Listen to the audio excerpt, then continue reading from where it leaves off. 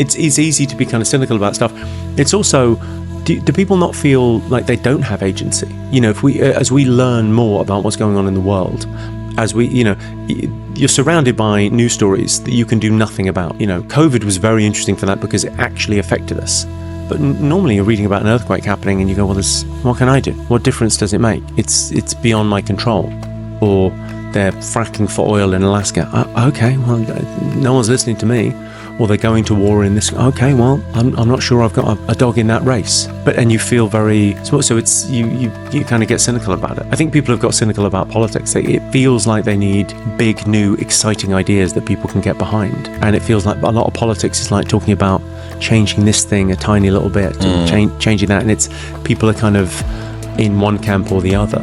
I wonder whether the skepticism around the legitimacy of elections is born out of this sort of sensation people have that they don't really have any, that they can't contribute, and what they do doesn't matter, because that's the most extreme version of it, right? Even my vote didn't matter, even my legitimate vote didn't matter. Yeah. So regardless of whether or not you think that the voting machines are hacked or whether or not it's part of some big conspiracy, which it very well may be, it definitely seems like you could sort of extrapolate forward, if what I do doesn't matter at all, this is a perfectly designed continuation of that narrative as well. So maybe people were primed to believe that a little bit more.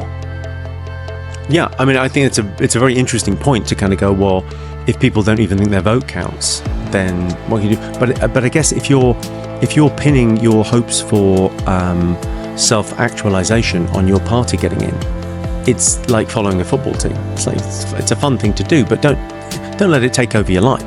These are 11 guys that don't give a fuck about you, and they're kicking a ball around. It can't be everything. It can't be the whole of your life. And politics as well can't be the whole of your life. You can't hope that that's going to bring you everything. You want a better world, but how are we going to get? But it's a good question to ask. Like, how do we get a better world? How do we bring the standard of living up? What do we actually want for the world? Because it's not just more money. And you see what happens when people get more money. There's just more inflation. Sort of that hidden tax kicks in. So what do we want? We want better education, better chances for everyone, better opportunities, I guess. It's pretty like there's a lot of stuff that everyone kind of agrees on, right? Why do you think we think about luck incorrectly? My thing on luck is like we're incredibly lucky. There's certain things that we devalue, right? So looks is a really good example. Like if someone's a model, and they're gorgeous and they're photographed, lucky. People are kind of a bit dismissive of that. If someone's born really smart, you never go, oh, you're lucky. You're born with an IQ of 162, bit of luck. No one thinks that. We sort of, the two great myths in our society are, it's hard work and talent, aren't they? And it's always total bullshit. It's always a mix of the two, and finding the right medium, the right edge for you, the right thing to be doing. So people think, Bill Gates, he worked so hard. He used to work 18 hours a day, he slept at the office, he worked so hard to build that company. No, he's incredibly bright. He had, it's always, the talent and the hard work.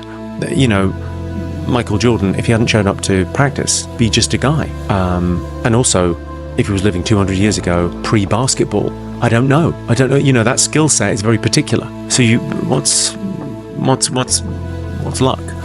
Everyone's incredibly lucky. I mean, just to be here it's beyond, right? I don't know. I like the idea of just going, okay, look, we're very lucky. We've got what we've got. Run with it. And also, you're not going to change it.